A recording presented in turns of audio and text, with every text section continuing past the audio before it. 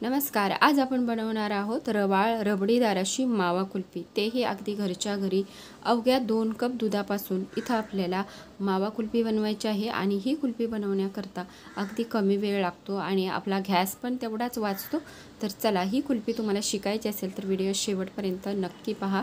चला आपण रेसिपीला सुरुवात करूया। आणि त्याच्याकरता आपण इथे नॉनस्टिकची कढाई ठेवलेली आहे। त्याच्यामध्ये आपल्याला 1 चमचा तूप घालायचं आहे। आता ह्या कढाईला आपण तूप सर्व एकसारखं लागेल अशा पद्धतीने पसरवून घ्यायचं आहे।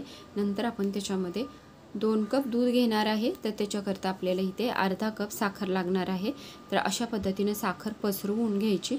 गॅस अगदी मीडियम ठेवायचा आणि मीडियम गॅसवरच आपल्याला हे साखर अगदी मेल्ट होऊ द्यायची आहे। म्हणजे आपल्याला इथे कुल्फी करता आपल्याला इथं कॅरेमलाइज साखर करून घ्यायची आहे। थोडासा पिवळसर कलर म्हणजे ह्याचा आला की कॅरेमल आपलं तयार होतं। त्याच्यामुळे काय होतं, कुल्फीला कलर आणि चव छान लागते। तर बघू शकता मीडियम गॅसवर अशा पद्धतीने आपण इथे साखर वितळून घेतलेली आहे। आता पटकन गॅस बंद करायचा आणि 2 कप दुधातलं फक्त अर्धा कप दूध आपण ह्याच्यामध्ये घालायचं आहे। अगदी सावकाश दूध घालायचं। सुरुवातीला थोडंच आपण ह्याच्यामध्ये दूध घालणार आहे, कारण साखर गरम असते आणि त्याच्यामुळे ते दूध घातल्यानंतर एकदम बाहेर येऊ शकते। त्याच्यामुळे बघू शकता अर्धा कप दूध घातलं तरी अगदी ती फसफस करत वर आलेली आहे। आता हे मिश्रण थोडंसं शांत झालं की आपण उरलेलं दूध ह्या कढईमध्ये आता घालायचं आहे। आणि इथं आपण म्हशीचं दूध घेतलेलं आहे। म्हशीचं दूध 2 कप घ्यायचं, कारण म्हशीचं दूध घट्ट असतं त्याच्यामुळे आपल्याला जास्त दुधाला आटवायला लागत नाही आहे। तर आपण आता ह्याला कॅरेमल थोडं कडक झालेलं आहे ते वितळेपर्यंतच आपल्याला इथे दूध शिजवायचं आहे। जास्त दुधाला आता इथे शिजवायचं नाही आहे। दूध शिजल्यानंतर आपल्याला इथे काही केशरच्या काड्या पण लागणार आहेत। तर मावा कुल्फी आहे त्याच्यामुळे केशर नक्की घाला, त्याच्यामुळे कलर आणि चव छान येते। आणि जर घरात तुमच्याकडे दुधावरची साय असेल तर नक्की ह्याच्यामध्ये 2-3 चमचे दुधावरची साय घालायची, किंवा फ्रेश क्रीम असेल ती घाला।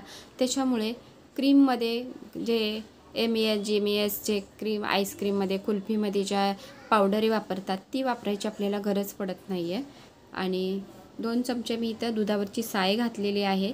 आणि इथे आपण एक छोटी वाटी बिनसाखरेचा खवा घातलेला आहे।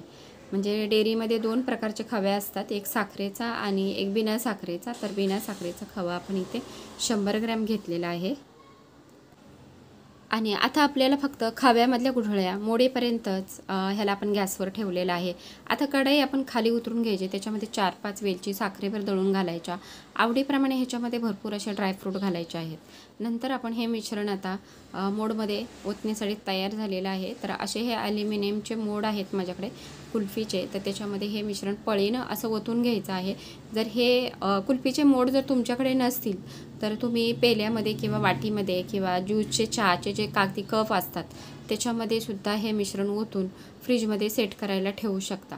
तर असा हा पेपर आपण ॲल्युमिनियम फॉईल पेपर असतो तो ह्या मोडला लावून घ्यायचा आहे। सुरीने थोडासा छेद करायचा आणि आताच आपल्याला ज्या कुल्फीच्या ज्या कांड्या आहेत त्या आपण लावून घ्यायच्या आहेत, कारण कुल्फी ही एवढी घट्ट होते नंतर की कांड्या आपल्याला नंतर लावता येणार नाही। त्याच्याकरता हे आत्ताच आपल्याला लावून घ्यायच्या आहेत।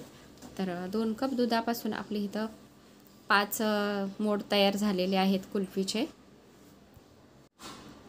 आणि 7 ते 8 तास आता ह्या कुल्फ्या आपण फ्रीजमध्ये ठेवल्या होत्या आणि व्यवस्थित अशा आता सेट झालेल्या आहेत। आता आपण ह्याला खोलून घेऊया। तर बघू शकता छोटे छोटे असे बर्फाचे कण आहेत त्याच्यावरती, तर ते आपल्या कुल्फीवर बसू नये त्याच्याकरता आपण इथं पेपर लावला होता। आणि बघू शकता अशा पद्धतीने हातावरती थोड्याशा ह्याला घर्षण करून घ्यायचं, ह्याला पाण्यात बुडवायची गरज नाही आहे। बघू शकता अगदी सहज बाहेर निघतात आणि लवकर पटकन अशा, म्हणजे कधी आपण जेव्हा दूध आठवतो तेव्हा जास्त वेळ दूध आठवून ज्या कुल्फ्या आपण बनवतो त्या खाताना खूप पटपट अशा गळतात, म्हणजे मेल्ट व्हायला लागतात। पण आपण ह्याच्यामध्ये थोडासा खवा घातलेला आहे त्याच्यामुळे अगदी संपेपर्यंत ही कुल्फी अशी घट्ट राहते। आता प्लेटमध्ये काढून घेतल्यानंतर ह्याच्यावरती थोडेसे आणखी काजू बदामचे काप लावायचे, आणखी दिसायला छान दिसते आणि खायला पण खूप छान लागतं। तर कुल्फीची रेसिपी तुम्हाला कशी वाटली, आवडल्यास लाईक, सबस्क्राईब आणि व्हिडिओ शेवटपर्यंत पाहिल्याबद्दल धन्यवाद।